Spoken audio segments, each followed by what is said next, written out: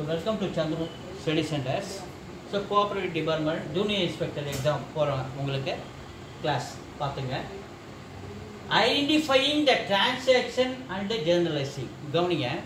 So accountancy முதல்ல நீங்க maintain பண்ண போறீங்க அப்படினு சொல்லும்போது டபுள் என்ட்ரி சிஸ்டத்தை identify the cash transaction, monetary transaction, பண சம்பந்தப்பட்ட வரவு செலவுகள் அனைத்தையும் நம்ம என்ன பண்ணணும், என்னென்னலாம் செய்யணும்ன்றது முதல்ல ஐடென்டிஃபை பண்ணணும். எவ்வளோ பர்ச்சேஸ் பண்ணோம், எவ்வளோ சேல்ஸ் பண்ணோம், எவ்வளோ நமக்கு லாபம் வந்தது, ஸோ இந்த மாதிரி எவ்வளோ செலவு பண்ணோம், எவ்வளோ நட்டம் வந்தது, எவ்வளோ கூலி கொடுத்தோம், சம்பளம் கொடுத்தோம், வேஜஸ் என்ன, டிரான்ஸ்போர்ட் என்ன, ஸ்டேஷனரி என்ன, இந்த மாதிரி identify cash transaction, monetary transaction பண்ணிவிட்டு அதை ஜேர்னலைஸ் பண்ணணும். ஜேர்னலைஸ்னால் என்ன? ஜேர்னலைஸ் என்பது ஒரு உதாரணத்துக்கு குட்ஸ் பர்ச்சேஸ் ஃபார் 5000 கேஷ் எவ்வளோக்கு வாங்குறீங்க, 5000க்கு நீங்கள் குட்ஸ் வாங்குறீங்க. ஸோ குட்ஸ் வாங்கும்போது ஜெர்னல் என்ட்ரினா வரும். ஏற்கனவே அக்கௌண்ட் படிச்சவங்களுக்கு purchase account debtor to cash account, purchase account debtor to cash account. ஏன் purchase account debtor to cash account? Formula 3 formula இருக்கு இல்லையா, கோல்டன் ரூல்ஸு சொல்கிறேன் மறுபடியும் கவனிங்க. First personal account, real account or cash account and nominal account. So personal அக்கௌண்ட்னா person சம்மந்தப்பட்டது, bank, name, ஒரு institution, இதெல்லாம் நீங்கள் பர்சனல் அக்கௌண்ட்டில் கொண்டு போயிடணும். ஸோ பர்சனல் அக்கௌண்ட் ஃபார்முலா என்ன? Debit the receiver, credit the giver. தமிழில் பெறுபவரை பற்றுவை, கொடுப்பவரை வருவை. இது ஃபர்ஸ்ட் ரூல். ரெண்டாவது cash account are real account. இதில் கேஷ் சம்மந்தப்பட்டதை எல்லாமே நீங்கள் இந்த ஃபார்முலாவுக்கு ஒப்பிட்டு நீங்கள் பார்க்கணும். ஸோ இங்கேயே பாருங்கள், கேஷ் பர்ச்சேஸ் ஃபார் ₹5000 அப்படின்னு வருமா? அப்போ கேஷ் நம்மக்கிட்ட வெளியில் போதா? Debit what comes in, credit what goes out. இது செகண்ட் ஃபார்முலா. அதுக்கு அடுத்தது மூணாவது formula nominal account. Debit all expenses and losses, credit all incomes and gains. இது 3 ஃபார்முலா. ஸோ ஃபஸ்ட்டு ஃபார்முலா தமிழில் சொன்னால், ரெண்டாவது ஃபார்முலா ரொக்க கணக்கு. ரொக்க கணக்கு உள்வருவதை பற்றுவை, வெளிச்செல்வதை வருவை. நாமினல் அக்கௌண்ட் மூணாவது ஃபார்முலா தமிழில் பெயரளவு கணக்கு.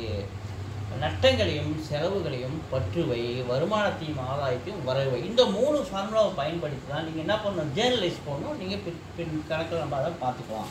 So posting and balancing. So இது மாதிரி ஜேர்னலைஸ் பண்ணுறது நம்ம என்ன பண்ணோம், எடுத்து ஒவ்வொரு லெட்ஜர் அக்கௌண்ட் ஆரம்பிக்கணும். இதை ஜேர்னலைசிங், அடுத்து லெட்ஜர் ஆரம்பிக்கணும். ஸோ ஒவ்வொன்று பர்ச்சேஸ்னால் பர்ச்சேஸ்க்கு ஒரு லெட்ஜர் அக்கௌண்ட், சேல்ஸ்னால் சேல்ஸ்க்கு ஒரு லெட்ஜர் அக்கௌண்ட், பேங்க்னா பேங்க் ஒரு லெட்ஜர் அக்கௌண்ட், கேஷ்னா கேஷ். இந்த மாதிரி எடுத்து எழுதுறதா நம்ம போஸ்டிங்னு சொல்கிறோம், லெட்ஜராக மாற்றுறது.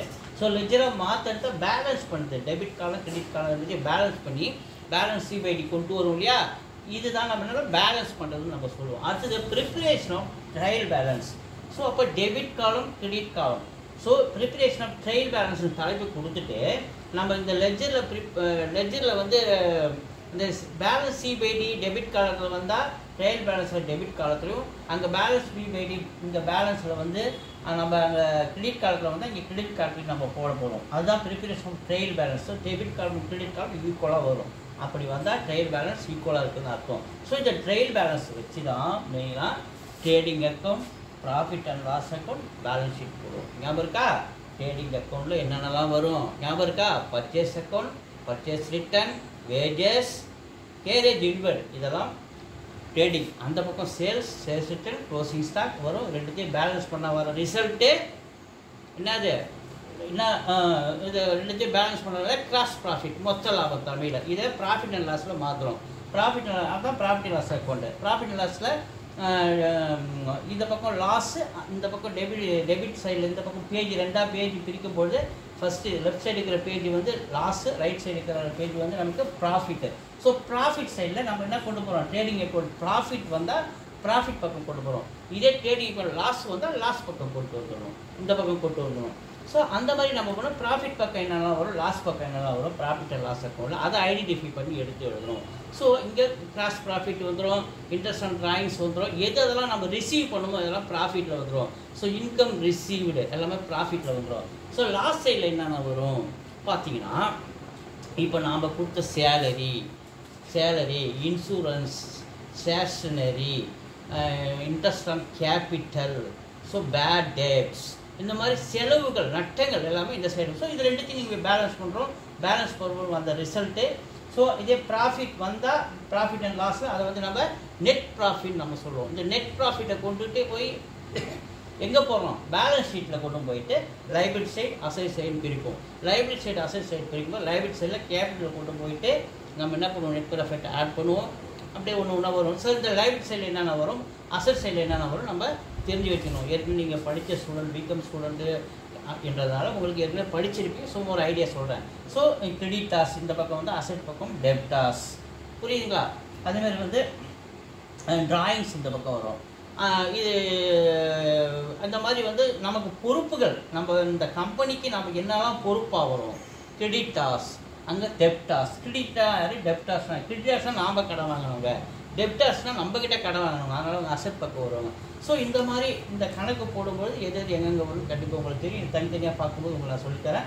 ஸோ இந்த பக்கம் லைபிலிட்டி சைடு, அந்த பக்கம் அசெட் சைடு. அசெட் சைடில் மேக்ஸிமம் என்ன வரும், debtors, assets, computer, land and building, இதெல்லாம் வந்து அசெட் சைடு வரும். எல்லாமே அசெட்ஸு, க்ளோசிங் ஸ்டாக் ரெண்டுக்கும் நீங்கள் லைபிலிட்டி சைடும் அசெட் சைடும் ஈக்குவல் பண்ணும்போது சமமாக வந்துடும், ஈக்குவலாக வரும். அதுதான் நம்ம என்ன சொல்கிறோம், நம்ம ஈக்குவலாக வந்தால் தான் அந்த கணக்கு சரியாக இருக்குதுன்னு அர்த்தம், பேலன்ஸ் ஷீட். அதனால தான் பேலன்ஸ் பண்ணுறது, அதனால தான் ரெண்டு பக்கம் லைபிலிட்டி சைடு அசெட் சைடு ஒன்றா வரும். ஸோ இந்த மாதிரி நம்ம என்ன பண்ணணும், first identify the transaction, analysing, posting, balancing, preparation of trial balance, இதை வச்சு trading account, profit and loss account, balance sheet இதெல்லாம் போட்டு முடிக்கணும். ஸோ இது ஏற்கனவே இது நிறைய உட்பிரிவு இருக்குது. எப்படின்னு உங்களுக்கு சொன்னேன். மீதி அடுத்த கிளாஸில் பார்ப்போம். தேங்க்யூ.